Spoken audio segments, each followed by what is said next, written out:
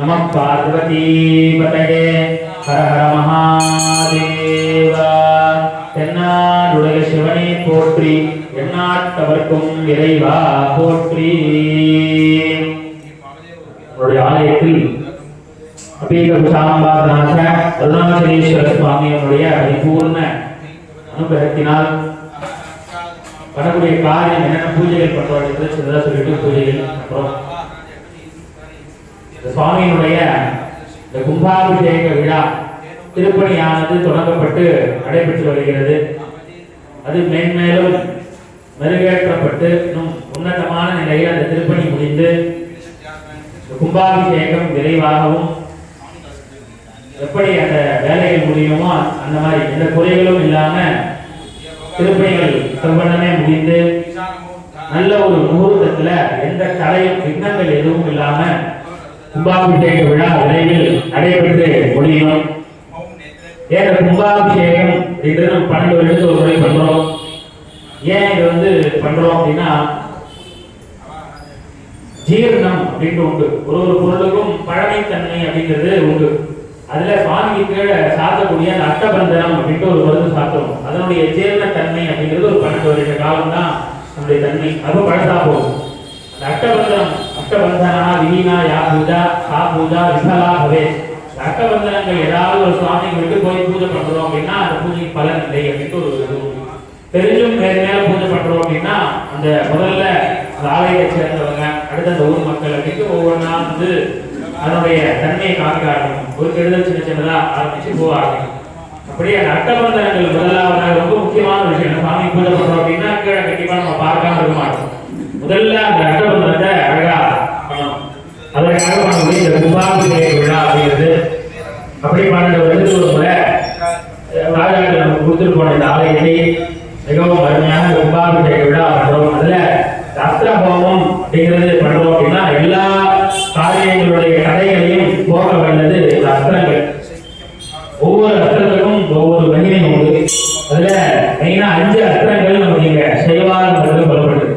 கும்பாபிஷேகமே பண்றோம் அப்படின்னாலும் முதலாவதாக சுவாமிக்கு சாந்தி ஹோமம் அப்படின்னு பண்ணுவோம். சாந்தி ஹோமம் பண்ணி அந்த கலசம் அபிஷேகம் பண்ணும் பொழுது இந்த 12 வருடத்துல ஏதாவது ஒவ்வொரு நாள் ஏதாவது தடைகள் சின்னதாக நடந்திருந்தாலும் சின்ன சின்ன தோட்டங்கள் இருந்தாலும் அது போகணும் அப்படின்ட்டு முதல்ல பண்ணக்கூடிய ஹோமம் சாந்தி ஹோமம். அந்த சாந்தி ஹோமத்துல என்ன பூஜை பண்ணலாம்னா பாசுபதார்த்தம் அப்படிங்கிற இந்த ஹோமம் தான்.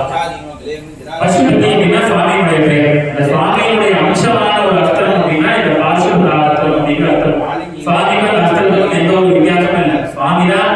சுவாமி வெவ்வேறு காரியம் மாறும் பொழுது ஒவ்வொரு சொர்க்கமும் மாறுவார். அப்படி 25 மூத்தங்கள் எடுத்த உடனே சுவாமியை உணரக்கூடியது ஒரு மூச்சு காட்டு பஞ்ச பூதத்தினுடைய தத்துவமான சுவாமியை உணர ஆரம்பிச்சாங்க. ஒன்னும் சூரியனை பார்த்து சுவாமியை வழிபடுறது வச்சிருந்தாங்க. இல்லைன்னா தன்னுடைய ஞான சக்தி மூலியமா தியானம் மூலியமா உணர ஆரம்பிச்சாங்க. ரிஷிமார்கள் பார்த்தோம்னா கடவுளிய மருந்து அமைதியாக பிரபஞ்சத்தினுடைய ஒரு சக்தி ஆற்றலையும் சுவாமியுடைய சக்தி ஆற்றலையும் உணர ஆரம்பிச்சாங்க. சரி, அந்த முடிவு எல்லாராலையும் தியானங்கிறது எடுத்த உடனே பண்ண முடியாது. ரொம்ப கஷ்டம். பிறந்த உடனே செயலி வரணும் அப்படின்னா ரொம்ப கஷ்டம். அந்த மாதிரி ரொம்ப கஷ்டமான ஒரு காரியம். அதனால சுவாமி ஒரு அனுகிரகம் பண்ணி நமக்கு நூல்கள் வழங்க ஆரம்பிக்கிறார். வேதம் ஆகமம் அப்படிங்கிற நூல்கள் கொடுக்குறார். இந்த வேதத்துல சுவாமி எப்படி வழிபடணும், என்ன விஷயம், வாழ்க்கை நெறிமுறை வாழணும் அப்படிங்கிற விஷயங்கள் எல்லாம் அந்த வேதத்துல வர ஆரம்பிக்குது. அதற்கு ஆகமம் அப்படிங்கிற நூல் அது ஆலயம் அமைக்கிறது. ஒண்ணுமே தெரியாம வெற்றிடத்துல சுவாமியை வணங்குற அளவுக்கு மனோபாவம் அமைக்கிறீங்க. அப்போ ஆலயம் அப்படிங்கிறது எப்படி அமைக்கலாம், எந்த இடத்துல அமைக்கலாம், எவ்வாறு அமைக்கலாம், எத்தனை பிராகாரம் கொண்டு அமைக்கலாம், எத்தனை சன்னதிகள் வைக்கலாம், எப்படி கோபுரம் கொண்டு அமைக்கலாம் அப்படின்ட்டு சின்னதா ஒரு உள்ளக மூலஸ்தானம் ஒரு புள்ளி வச்சோம்னா மூலஸ்தானம் அமையும். அதை சுத்தி ஒரு கோலம் போடுறது போல ஒரு ஆலயம் எவ்வாறு அமைக்கணும் அப்படின்ட்டு முழுமையா ஒவ்வொரு அங்குலம் ஆலயத்தினுடைய வாசலர்கள் படிக்கட்டினுடைய அங்குலத்தை ஆரம்பிச்சு மூலஸ்தானங்கள் மேலே விமான கோபுரம் வரைக்கும் எத்தனை அங்குலம் எவ்வளவு அடிகள் பண்ணணும் அப்படின்னு விஷயம் பண்ணலாம் இல்லை. ஆனா அப்பவே சுவாமி அவர் வீட்டே தான் சொல்லியிருக்காரு. யாராவது ஒருத்தர் முதல்ல தேர்ந்தெடுத்துக்கணும். ஒண்ணு எடமான கோவில் ராஜா வளர்ப்பாங்க, ராஜா வளர்ப்பாங்க. அடுத்த அந்த கோவில் பூஜை பண்ணக்கூடிய அர்ச்சகர் இவங்க 2 பேருடைய மாத்தாங்கள் அவனுடைய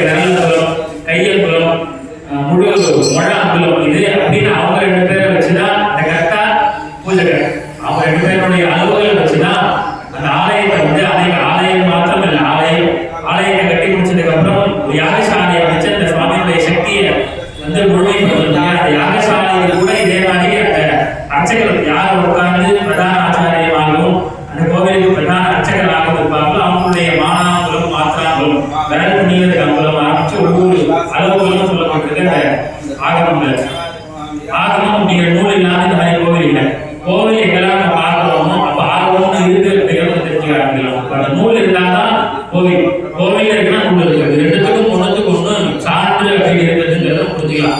இது ரெண்டும் இருக்கு அப்படின்னா சுவாமியை நமக்கு வந்து அனுகிரகம் பண்றார் அப்படிங்கிறது நம்ம ஒழுங்காக புரிஞ்சுக்கலாம். அப்படி ஒரு ஆகமம் தான் இருக்காங்க, 28 ஆகமங்கள் இருக்காங்க. ஒருவேளை ஒண்ணு கிடைக்கல அப்படின்னா மன்னிப்பு நமக்கு கிடைக்கும். நம்ம இந்தியாவிலேயே நார்த் இந்தியாலாம் போயிட்டோம், டெல்லி தாண்டிட்டோம், யூபி யூகே எல்லாம் போயிட்டோம் அப்படின்னா வாசனை புஷ்பங்கள் கிடைக்காது. ரொம்ப குளிர் பிரதேசத்துல வாசனை மலர்களே இருக்காது. பெருமையா அந்த ரோஸ் பன்னீர் ரோஸோ இல்லாட்டி ஒரு வாசனை அற்ற புஷ்பங்கள் எப்போ வெயில் நல்லா அடிக்குதோ அப்பதான் வாசனை புஷ்பம். இந்த மார்ச் மே ஏப்ரல் மார்கழி மாசம் தான் மல்லிகையுடைய எப்படி குறைஞ்சிடும். அப்படி வெவ்வேறு புஷ்பங்கள் வந்து 8 புஷ்பங்கள் சொல்லியிருக்காங்க. அதே போல லிங்கம் வந்து ஒரு கல்லுல பண்ண முடியல, அந்த இடத்துல கடைகளுங்கிறதுனால நீங்க பண்ணாம இருக்கக்கூடாதுனால வெவ்வேறு வகையான கற்கள் பற்றி இந்தந்த வகையான கற்களை நம்ம லிங்கம் பண்ணிக்கலாம், இந்தந்த மரங்கள்ல லிங்கம் பண்ணலாம். இந்த மாதிரி பல விஷயம் நமக்கு ஆப்ஷன்ஸ் நிறைய வரும். புஷ்பங்கள் ஒரு கடைகள்லாம் நீங்க பூஜை பண்ணாம இருக்கக்கூடாது, இந்த மாதிரி புஷ்பங்கள் பண்ணலாம். தர்மி ஒரு தர்ம கடைகள்னா பூஜை பண்ணக்கூடாதுன்னா 3 வகையான 4 வகையான புஷ்பங்கள் சொல்றாங்க. விஷால தர்மி, வசிஷ்ட தர்மி, புஷ்பம் அப்படின்ட்டு பல வகையில ஒவ்வொரு பொருட்களுக்கும் நமக்கு வந்து ஆப்ஷன்ஸ் நமக்கு நிறைய வருது. அப்படி 28 ஆகமம் ஒரு ஆகமத்தில் சொல்லப்பட்ட நமக்கு கிடைக்கல. சமைத்து 8 பல வகையான அரசு புரசு மாசு இச்சி சமைத்து அப்படின்ட்டு குழம்பு ஓட்டம் குழம்பு குச்சி ஒன்று கிடைக்கல, இன்னொரு குச்சினா ஓம் நம்ம அப்படிங்கிறாங்க. ஆனா அது சொல்லப்பட்ட குச்சி 8 வகையான குச்சினா அதுக்குள்ள பண்ணணும். அது சொல்லாத வேற குச்சிகள் வச்சு பண்றோம் அப்படின்னா ஹோமம் பண்ணும் பொழுது நமக்கு வந்து மூச்சு காற்று திறனா இருக்கும். அது ஒவ்வொரு அந்த புகையானது இடத்துக்கு ஒவ்வொரு. அதே போல பசு நெய், பசு நெய் பசு நெய் கிடைக்காத பட்சத்துல எண்ணெயோட நெய் பயன்படுத்தணும்னு சொல்லுது. இப்படி ஆல்டர்னேட்டிவ் விஷயம் சொல்லி ஒவ்வொரு பூஜை விஷயங்களும் உணர்த்தக்கூடிய ஒரு விஷயம் இந்த ஆகமம் அப்படிங்கிற விஷயம். எப்படி நமக்கு கிடைக்கிறது இந்த ஆகமம் அப்படின்னா ஆகமம் சிவபேசா சுவாமிக்கு 5 முகம் இருக்குது. ஈசானம், அத்புருஷம், அகோரம், ராமதேவம், சத்யோஜாதம், 4 கிழக்கு தெற்கு மேற்கு வடக்கு அப்படிங்கிற 4 திசைகளும் 4 முகம், மேல ஊர்வம் அப்படின்னு 5 முகம் கொண்டவர் நம்மளுடைய சுவாமி. இது இன்னொரு வகையும் உண்டு. 5 முகத்துக்கும் ஒவ்வொரு முகத்துக்கும் 5 முகம். மேல ஊர்வத்துல ஒரு முகம், அந்த முகத்துல 5 முகம். கிழக்குல ஒரு முகம் இருக்கு அப்படின்னா அந்த முகத்துல 5 முகம். தெற்குல ஒரு முகத்துல 5 5 முகம் 25 முகம். அதுதான் சதாசிவ முகம். அதான் சதாசிவ சமாதா ஸ்ரீகண்டாச்சாரிய வர்த்தமா அஸ்மதாச்சாரிய தேவதா வந்தே குருபரம்பரா என்று முதல்ல பூஜை ஆரம்பிக்கும் போது குரு பிரார்த்தனையை விஸ்வாசம் பண்ணுவோம். ஏன் அப்படின்னா சதாசிவர் அப்படிங்கிற ஒரு சுவாமி தான் நமக்கு வந்து முதல் குரு. அவர்ல இருந்து ஆரம்பிச்சு இப்ப நம்ம வந்து ஸ்ரீகண்டாச்சாரியர் அப்படின்னு ஒரு கடைசியா ஒரு ரிஷிமார்கள் எல்லாருமே வந்து இந்த ஸ்ரீகண்டாச்சாரியர் நமக்கு நிறைய ஆகமங்கள் பண்ணிருக்காரு. அவர் வரைக்கும் உள்ள அனைத்து குருமார்களையும் நான் வந்து ஸ்மரணம் பண்றேன். அதன் பிறகு எனக்கு ஒரு குருமா இருப்பார். அவ்வளவு பேர் சுவாமி இருந்தாலும் எல்லாரும் இருந்தாலும் குருகுலத்தை சொல்லி கொடுத்த ஒரு பிரச்சனை இல்லை. அவர் முதல்ல நான் வந்து வணங்கி இந்த பூஜையை ஆரம்பிக்கிறேன்னு சொல்லி அந்த ஆத்மீ ஸ்லோகம். அப்படியே நிறைய குருமார்கள் மூலியமா இந்த ஆகமம் வேதம் நூல்கள் கிடைச்சி அந்த வெறும் தியரட்டிக்கலா மட்டும் இல்லாம அந்த பிராக்டிக்கலா எப்படி பண்ணணும் அப்படின்றதையும் நம்ம ராஜா காலத்துல அவங்களுடைய பணியோடு தான் 1000 இந்த கோவில்கள் நிறைய கிடைக்கப்பட்டிருக்கு. அதுல சுவாமி அனுகிரகம் பண்ணி ஒண்ணுமில்லாத வெற்றிடத்தை தியானம் பண்ண முடியாதுன்றதுக்காக எக்ஸஸ் அப்படின்ட்டு லிங்கம், அதாவது அது உருவம் இருக்கும், ஆனா உருவம் இருக்காது. லிங்கம் இருக்கும், ஆனா லிங்கத்துல யாரும் ரூபமும் இருக்காது. எப்படி நம்ம பார்க்கணும் அப்படின்னா மேல பானமும் கீழே ஆவுடையார் அப்படிங்கிற யோனியாகாரம் அப்படிங்கிற தகவலும் ரெண்டும் சேர்ந்ததுதான் லிங்காகாரம். பான லிங்கம் கீழே ஆவுடையார், இது ரெண்டும் அதாவது ஆண் பெண் இரு உருவம் சேர்ந்தது அந்த லிங்க ஸ்வரூபம் அப்படின்னு தெரிய வருது. அதுல மேல உள்ள பானாகாரம் வந்து சிவஸ்வரூபமாகவும் கீழே உள்ள அந்த அரசனை வடிவமா இருக்கக்கூடிய ஆவுடையார் அப்படிங்கிற வந்து அம்பிகை அம்பாளுடைய ஸ்வரூபம் சிவசக்தி ஐக்கியம். இதெல்லாம் வந்து இந்த லிங்காகாரம் அப்படிங்கிற அருவுருவம். அந்த அருவுருவமா நம்ம வந்து சுவாமி லிங்காகாரம் வச்சு வழிபடலாம் அப்படின்னு ஒரு வருது. அப்ப லிங்கத்தை வச்சு நான் பார்க்கிறேன் அப்படிங்கும் பொழுது எடுத்த உடனே லிங்கம் அப்படிங்கும் பொழுது அந்த தத்துவம் புரிய ஆரம்பிக்கிறேன். லிங்கத்திலே அப்படி சுவாமி வழிபடுறது என்ன புரிய அப்படிங்கும் பொழுது இன்னொரு ஸ்டெப் கீழே வந்து சுவாமி லீலைகள் பண்றாரு.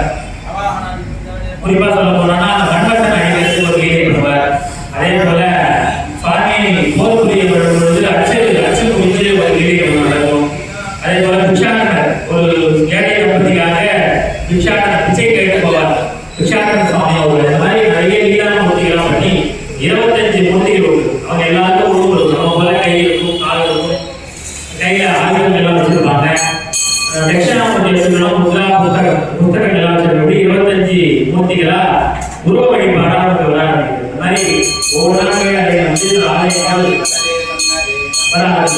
வழிபாடாக அம்பிகையுடைய விக்கிரகம் ஆரம்பிச்சு சோமாஸ்கந்த ரூபம் அப்படின்ட்டு உற்சவர் தான் முதல்ல இருப்பார். அதுன்னு ஆரம்பிச்சு நடராஜர் வரை நிறைய உருவ ரூபமாக சுவாமி லீலாமூர்த்தியாக விஷயங்கள்லாம் நிறைய பண்றார்.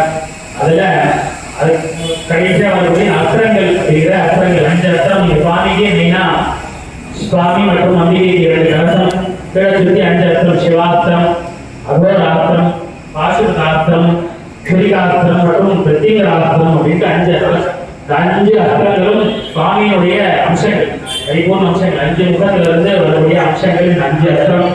அதுல பசுபதேக அபத்தியம் பாசுபதம் அப்படின்ட்டு பாசுபதாஸ்திரம் சுவாமி தான் முழுக்க சுவாமியுடைய அம்சம் தான் இந்த பாசுபதாஸ்திரம் அப்படிங்கிறது. இதுதான் வந்து தபஸ் பண்ணி அர்ஜுனன் வந்து வாங்குறான் சுவாமி கிட்ட வந்து பாசுபதாஸ்திரத்தை அர்ஜுனன் வாங்குறான். அதுதான் உண்மையெல்லாம் பயன்படுத்தணும் அப்படின்ட்டு குந்தி தேவி வந்து அர்ஜுனன் கிட்ட வந்து கேட்டு கர்ணனை நோக்கி ஒருத்தர அந்த பாசுபதாஸ்திரத்தை வந்து பிரயோகம் பண்றான். அப்படியான இந்த பாசுபதாஸ்திரம் அப்படிங்கிறது எண்ணிய காரியங்கள் முதல் ஜெயம் அர்த்த மந்திரம் ஜபம் பண்ண நம்மளுடைய சத்து வந்து அழிவாங்க அப்படின்னா அவங்களுக்கு ஏதோ ஒரு ஆகி இறப்பு நேரிடும் அப்படிங்கிறது இல்லை. அவங்களுடைய புத்தி மாறி போகும். நம்மளை நோக்கி வந்து ரொம்ப கோபமா நம்ம கிட்ட சண்டை போட வராங்க, நம்ம ஏதாவது காரியம் பண்றோம், அதை கெடுக்க நினைக்கிறாங்கன்னா அந்த இடம் அழிஞ்சிடும், வேற வேலையை பார்த்து போயிடுவாங்க. அந்த மாதிரி சாத்தியமான அப்படின்னா இங்க ஒழுங்கு வரும். அதே போல நமக்குள்ள இருக்கக்கூடிய காபம், குரோதம், லோகம், மோகம் அப்படின்ட்டு நமக்கு நமக்கே எல்லாமே தெரியும். இதெல்லாம் காலையில இருந்தா உடம்பு நல்லா இருக்கும் தெரியாம எழுதக்கூடிய சோம்பேறித்தனம் நமக்கு எழுதுவோம். கரெக்டான நேரத்தில் சாப்பிட்டா என்ன நடக்கும்னு தெரியும், அதனால சாப்பிட முடியாது. ஏதோ ஒரு மைண்ட் வந்து வேற வீட்டில் நமக்கு போயிடும் பண்ண மாட்டோம். அந்த மாதிரி அந்த விடயங்கள்லாம் அழிவு. கரெக்டா என்னென்னலாம் பண்ணணுமோ அதெல்லாம் நமக்கு செய்ய தூண்டும். அந்த மாதிரி மரங்கள் அந்த சக்தி உடையது. அதே போல திருப்தி தோட்டங்கள் என்னெல்லாம் இருக்கோ அதெல்லாம் அழியும். பொதுவாக பண்ணக்கூடிய ஸ்திரீ சாபம், தேவதா சாபம், நிதா சாபம் அப்படின்ட்டு சாபங்கள்லாம் வரும். எல்லாம் நடந்து போவோம். கீழே புட்பத்தில் வச்சு புட்பத்தில் வந்து சுவாமி இருக்கார். அக்ஷதையில நட்சத்திரங்கள்லாம் இருக்கு, சந்தன சிவன் இருக்கு. அந்த மாதிரி எதாவது தெரியாமல் வச்சுக்கணும். அந்த கோடுகள் வந்து இந்த ஸ்திரீகள் நம்ம முன்னோர்கள் யாராவது ஸ்திரீ பற்றி ஏதாவது அரிசிக்கலாம், இந்த குடும்ப பெண்கள் ஏதாவது திட்டிருக்கலாம், இந்த மாதிரி விஷயங்கள்லாம் இருக்கு அப்படின்னாலும் பித்ரு தோஷங்கள், அதாவது முன்னோர்களை ஏதாவது நம்ம பண்ணிருக்கலாம். முன்னோர்கள் ஒரு 7 தலைமுறையில 5வது தலைமுறை யாராவது முன்னோர்கள் வழிபாடு தர்ப்பணங்கள் பண்ணாம விட்டுக்கலாம். இந்த மாதிரியான தோஷங்கள்லாம் மெயினா இந்த அர்த்தமக்கள் ஜபம் பண்ண குறையும் அப்படிங்கிறது. இதில் புலச்சரண விதி அப்படின்னு ஒன்று இது ஒரு ரூல்ஸ் இருக்கு. முதல்ல அந்த மந்திரம் என்ன தெரிஞ்சுக்கணும், உபதேசம் வாங்கிக்கணும். இந்த சுவாமியினுடைய சமயம் அப்படின்னு உண்டு. இந்த சைவம் 6 மதங்கள் சொல்லியிருக்காங்க. சைவம், வைஷ்ணவம், சாக்தம், தானாபத்தியம், கோமாரம் அப்படின்னு 6 மதங்கள். இதுல எதுல நம்ம ஈடுபடணும் அப்படின்னாலும் அந்த தீட்சை அந்த சமயத்தில் உள்ள ஆல்ரெடி ஆச்சாரியர்கள் தீட்சை வாங்கணும். அந்த தீட்சை பெற்றவர்கள் மந்திரத்தை முதல்ல தெரிஞ்சுப்பாங்க. என்ன மந்திரமோ அந்த மந்திரத்தை வந்து ஒரு சக்தி, ஒரு கணக்கு, இவ்வளவு கணக்கு வந்து நான் ஜப்பம் பண்ண போறேன், 10,000 முறை ஜப்பம் பண்ண போறேன்னு வந்து நிர்ணயம் பண்ணியிருக்காங்க. 10,000 ஜப்பம் பண்ணியாச்சு அப்படின்னா அதுல 10ல் ஒரு பங்கு 1000 முறை ஹோமத்துல ஹோமம் பண்ணக்கூடியது. ஹோமம் பண்ணாத வந்து 100 முறை தர்ப்பணம் அப்படின்ட்டு ஜலத்தினால மந்திரம் சொல்லி ஜலம் போடுவாங்க. அதுல 10 முறை வந்து மாற்று மந்திரம் சொல்லி சுவாமிக்கு புரோக்ஷனம் நடக்கும். அதுக்குள்ள அந்த கலசம் வந்து சுவாமிக்கு அபிஷேகம். கடைசியா பண்ணக்கூடிய பிராமணர்களுக்கு போஜனம் செய்து தட்சிணா தாம்பூலம் கொடுக்குறது. இந்த ஹோமத்துக்கு புலச்சரண விதி இருக்குது. இந்த விதியில ஹோமம் பண்ணி முடிக்கிறோம் அப்படின்னா அந்த பலன் பூர்ணமா என்ன நினைச்சு பண்றோமோ அது ஈடேறும் அப்படின்ட்டு. மெயினா ஆலயம் வந்து மென்மேலும் வளரணும். ஆலயம் வளருது அப்படின்னா ஒரு ஆலமரத்தினுடைய கையில ஜலம் போடுறது போல நீல ஒரு சின்ன எடை மட்டும் பண்ணா கூட அது ஜலம் போயிடும். ஏறி போய் நம்ம வந்து மேல வரணும் அப்படிங்கிறது இல்லை. அதே போல இந்த செய்வது எங்கேயோ ஒரு இடத்துல சின்னதாக நடந்தாலும் ஆலயத்தில் நம்ம இந்த மாதிரி ஹோமங்கள் நிறைய பண்ணி பண்ணக்கூடிய காரியம் என்னன்னா ஆலயம் கும்பாபிஷேகம் ஆகணும்.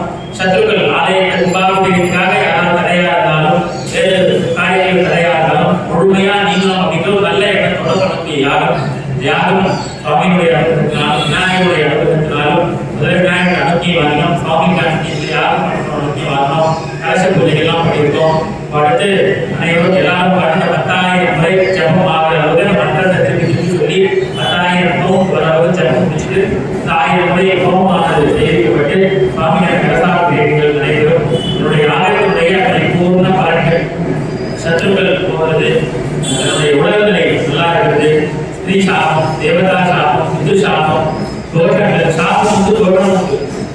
வந்துடும். அது ஒருவேளை போக்கலாம் விட்டோம் அப்படின்னா சாப்பிடுறது நம்ம கிட்ட வந்தது போல தொடச்சா போயிடும். அதுக்கு முன்னாடி கிடையாது அப்படியே கொண்டா போயிடும். பண்ணாம விட்டோம்னா தோட்டமா மாறும். அப்படியே கட்டெடுத்து வந்து தோட்டம் தொடர்ச்சியா வருது.